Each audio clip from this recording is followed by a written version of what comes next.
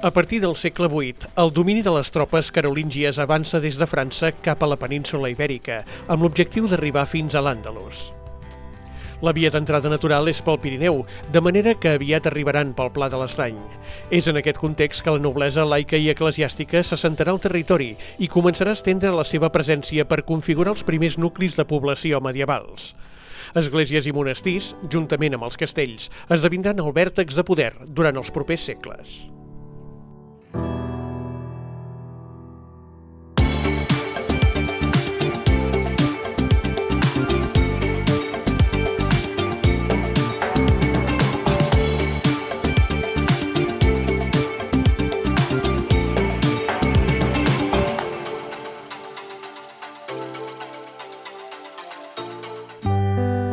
La meitat nord de Catalunya, que segles més tard es coneixerà com a Catalunya Vella, té el seu origen com a tal precisament durant els segles VIII i IX.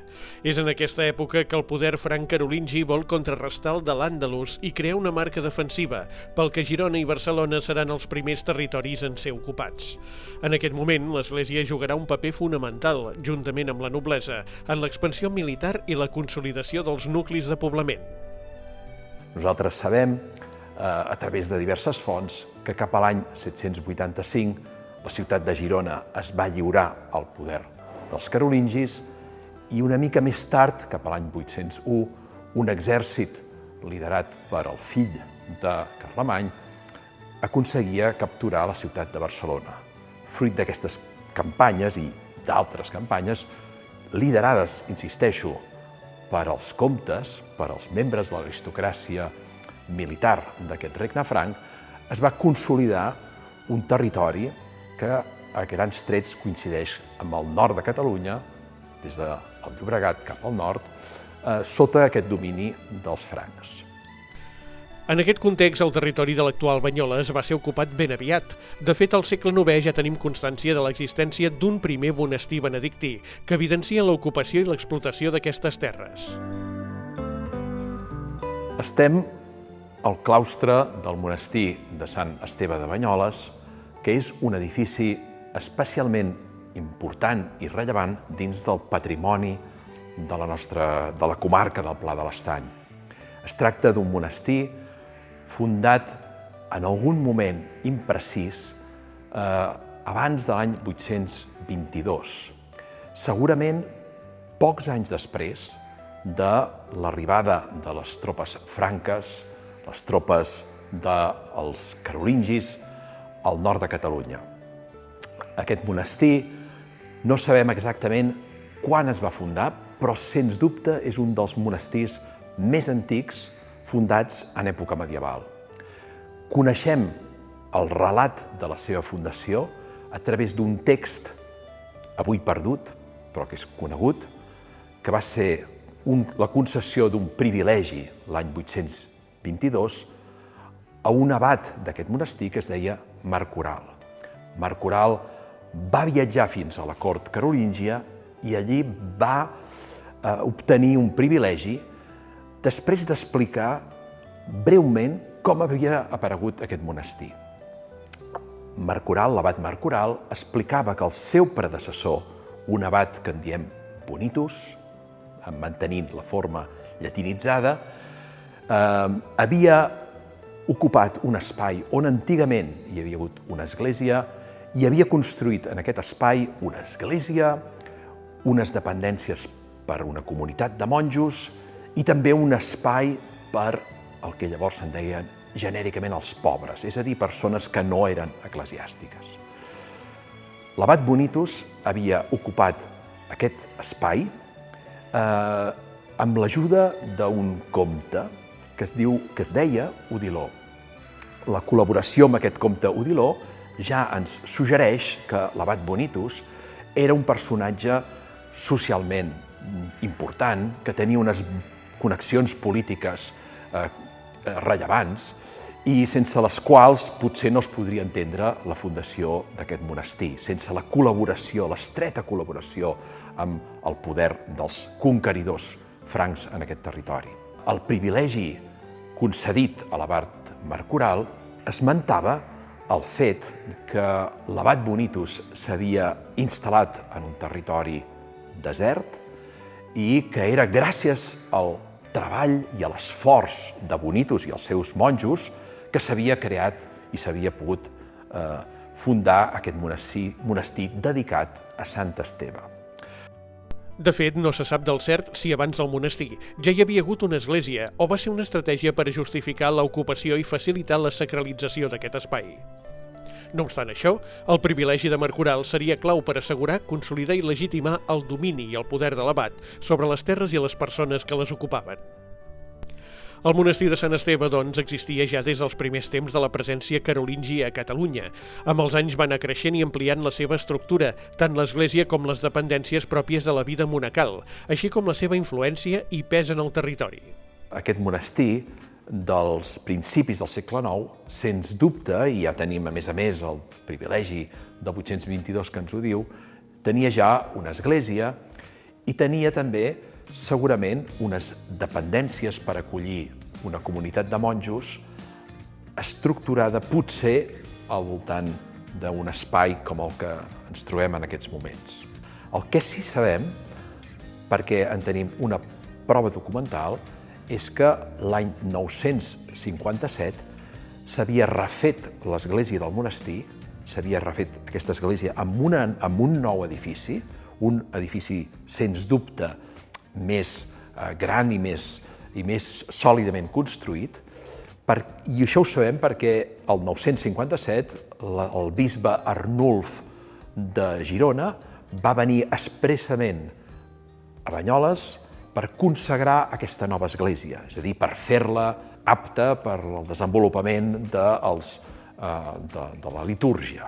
En aquesta consagració, aquests comtes, però també altres membres de les elits locals, van fer donatius importants al monestir que va poder arrodonir una mica els seus dominis, uns dominis que ja eren llavors importants.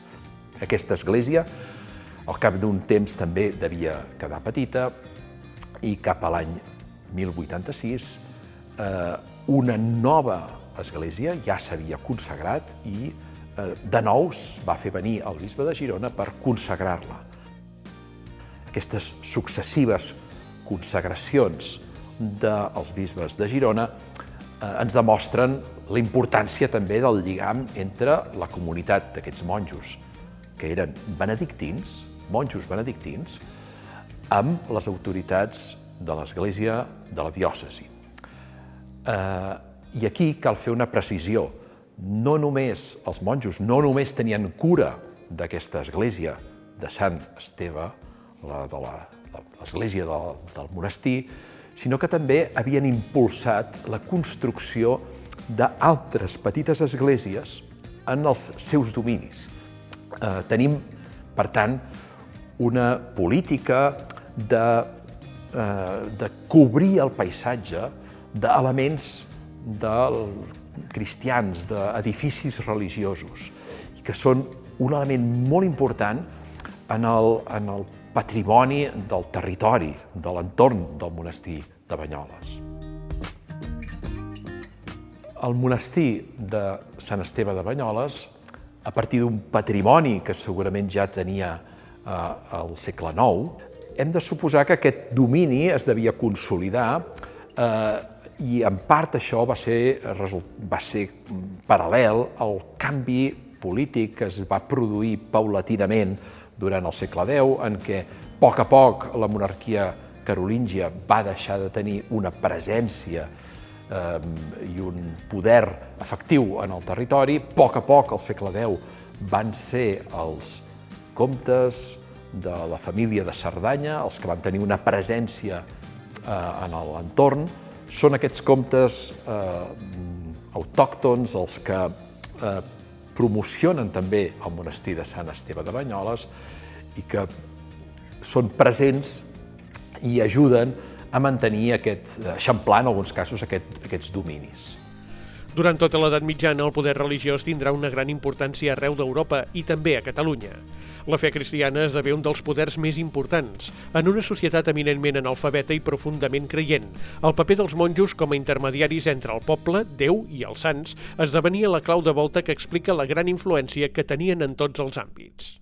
Aquesta funció de mitjancer a través de la pregària dels monjos era una part molt important del prestigi que els monjos tenien en aquest moment i el que justificava que molta gent en aquesta època confiés en els monjos, els hi fessin donatius perquè poguessin seguir desenvolupant aquesta funció essencial, la funció de resar. Resar per la comunitat que vivia a l'entorn, però resar especialment pels morts. Resar per la salvació d'aquests morts. Per tant, els monestirs medievals eren llocs destinats al culte als morts, a ser un lloc d'enterrament molt especial. Per aquest motiu, a Banyoles, com en molts altres llocs, l'espai del monestir era sobretot un espai d'enterrament. Era un lloc on la gent desitjava ser enterrada. Els arqueòlegs van descobrir a l'espai que hi ha just al davant de l'entrada del monestir les restes d'un espai de cementiri que hi havia hagut ja en època medieval, amb tombes que es remuntaven als primers temps del monestir. És a dir, que des dels seus inicis el monestir era un lloc privilegiat on poder-se anar a enterrar. Aquesta funció dels monjos, tenir cura dels morts, s'estenia efectivament no només a les persones que desitjaven ser enterrades, sinó també, evidentment, a membres rellevants de les famílies comtals, de les famílies de la noblesa de l'entorn, també, evidentment, en els mateixos monjos i abats de la comunitat, alguns dels quals eren enterrats en l'entorn del claustre que tenim aquí. És a dir, que una part de l'espai d'aquest claustre estava ocupat per diverses tombes que avui dia en bona part han desaparegut. Però ens hem d'imaginar que en el seu moment, a finals de l'edat mitjana, l'espai del claustre estaria ple de diversos elements que recordaven aquests morts i tombes dels morts més importants, potser, de la comunitat. El culte als morts té un element molt característic en el culte també als sants, perquè es considerava que els sants, un cop morts, havien anat al cel i podien fer d'intermediaris també. El paper intercessor dels sants era important. De fet, el monestir està dedicat a Sant Esteve, per tant, Sant Esteve mateix podia ser un model d'aquests sants que feien d'intercessors. Però els monestirs medievals, les esglésies medievals en general, comptaven no en els sants en un sentit metafòric, sinó en un sentit físic. I per això les relíquies eren essencials.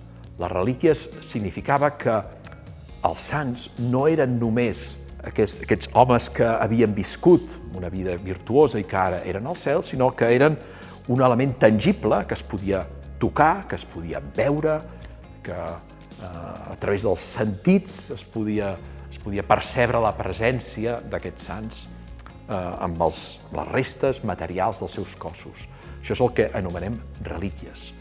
I la majoria dels monestirs medievals tenien les relíquies no d'un sant, sinó moltes vegades més d'un.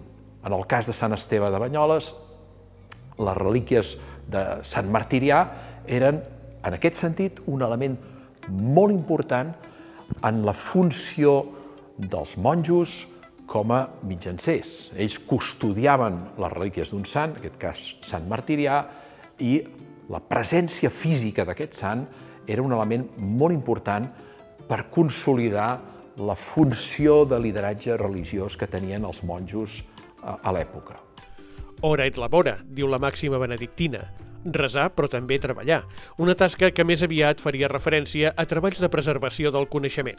Els monjos també llegien, copiaven manuscrits, tenien un paper molt important en la transmissió de la cultura de l'època.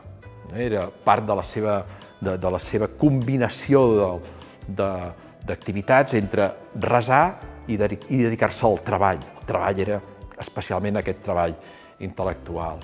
Per això a vegades els historiadors dubtem bastant de la imatge de monjos treballant la terra o fent possible l'existència d'espais agrícoles.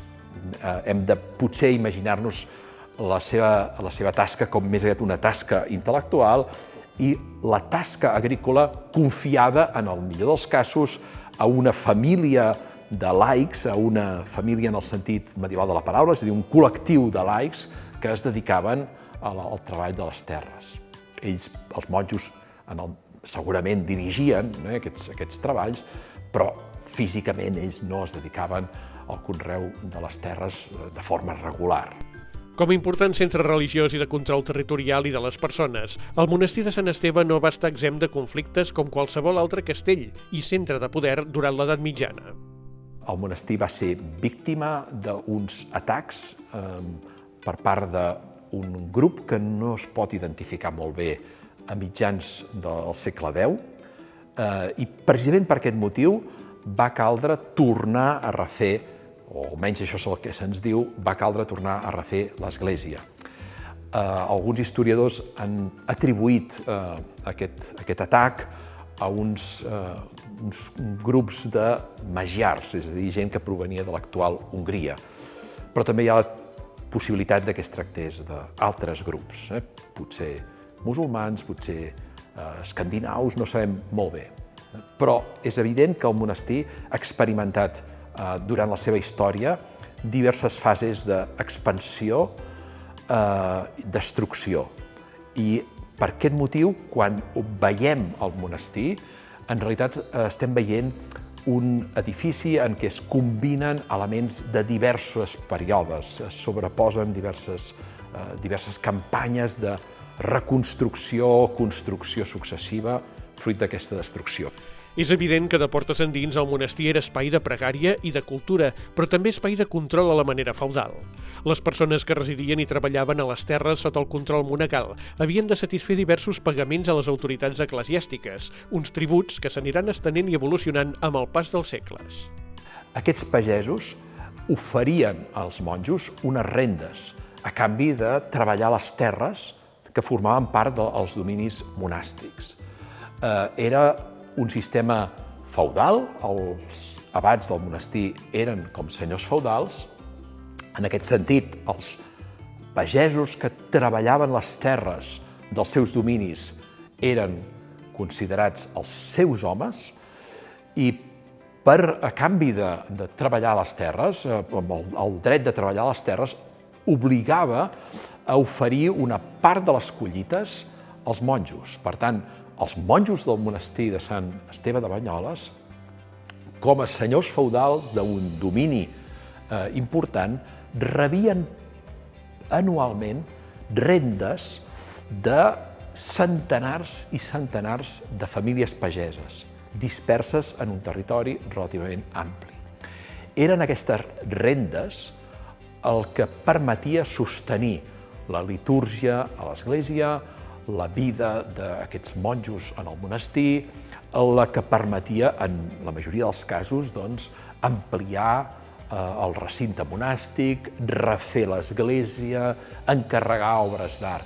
Hem de tenir present aquesta relació de dependència d'aquesta població pagesa que llavors vivia al seu entorn, a l'entorn del monestir, a la comarca, però fins i tot, a vegades, en alguns casos una mica més allunyats, fora de la comarca, però que periòdicament tenien aquesta relació amb els monjos, que periòdicament els havien de fer serveis i, sobretot, lliurar rendes. I rendes volia dir una part de les seves collites. Aquest element és un element essencial de l'ordenament social de l'època. L'exercici d'aquest poder i control topava sovint amb els interessos dels comtes i altres autoritats laiques, que també volien exercir la seva hegemonia sobre el territori, i especialment sobre les persones que l'ocupaven. Això va fer que existissin algunes pugnes que van anar creixent amb el temps, a mesura que la població també augmentava i els nobles guanyaven terreny. Els abats del monestir competien, per dir-ho així, amb altres nobles que també exercien aquest mateix control social, és a dir, que també tenien terres, que també rebien rendes. A vegades aquesta relació entre els membres de les famílies senyorials i els abats dels monestirs, les comunitats monàstiques, no sempre era pacífica i hi ha diversos exemples de conflictes, conflictes entre l'abat del monestir i alguns dels nobles de l'entorn. I aquests conflictes tampoc són només exclusius del cas del monestir de Banyoles, és un fenomen molt general a l'època. Tenim molts exemples d'abats que es queixen, però al mateix temps aquests abats també tenien relacions familiars, ells provenien molt sovint d'aquestes famílies de nobles de l'època, per tant era una relació una mica ambivalent.